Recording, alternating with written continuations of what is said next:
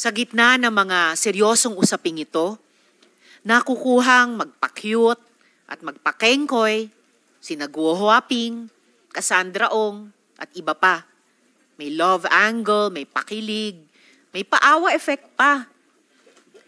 It is important to sift through the noise and remember what this hearing has always been about. Human beings forced to work as slaves, and the ineptitude of Philippine law and government to prevent it. Inaalipin, sinasaktan, at inaabuso habang nagpapayaman ang mga katulad nila Guo Huaping and their criminal enterprise. Tagal na natin nababalitaan si Michael Yang. Ang katotohanan ay bagamat mas kilala si Michael, si Tony ang sinasabing totoong architect ng operations ng mga Yang. Mamaya po sa aking pagtatanong, mas palalalimin ko pa ang mga koneksyon ni Tony Yang, Guo Huaping, Mayor Dong Kalugay sa isa't isa at sa iba pang mga persons of interest. I also wish to surface other areas of concern. Halimbawa po, nabatid namin na ang Homalig Island sa Quezon Province ay mistulang playground ng mga Bamban Pogo bosses at posible din na pinagtaguan ni Guo Huaping. Ang co-accused niya na si Yang Bin ay may family link sa mismong nakaupong pamunuan ng Homalig. Titiyakin natin na managot ang dapat managot. At ang mga polisiya natin ay di ganito kadaling paglaruan. As our hearings draw to a close, sa palagay ko ay mahalaga ding balikan kung bakit natin ito ginagawa at para kanino. Sa gitna ng mga seryosong usaping ito, nakukuhang magpa-cute at magpa-kengkoy, sina Guo Huaping, Cassandra Ong, at iba pa. May love angle, may pakilig, may paawa effect pa.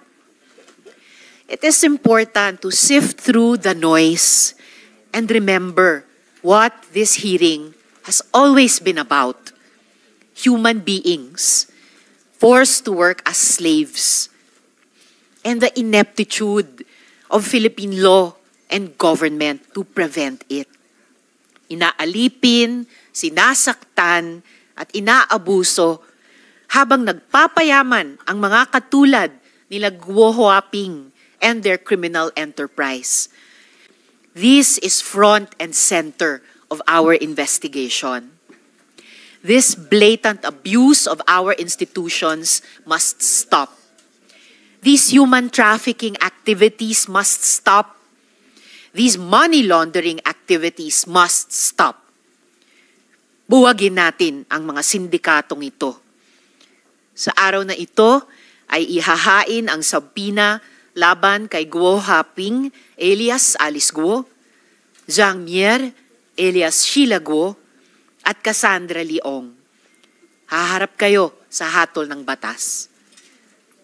Sheila Guo, the Senate's contempt order on you is lifted, and I direct the OSAA to transfer your custody to the Bureau of Immigration, pursuant to the mission order issued by the Bureau against you. May I ask the committee secretary momentarily to acknowledge the resource persons and administer the oath to those who haven't taken it yet. Nung nakaraan pong hearing, sinabi natin na magtatanong ang mga hindi pa nakatanong nung nakaraan. Pagkatapos ng chair, at pagkatapos ng ating Senate official, ito ay sina Senator Villanueva. Ito ay sina Senator Villanueva.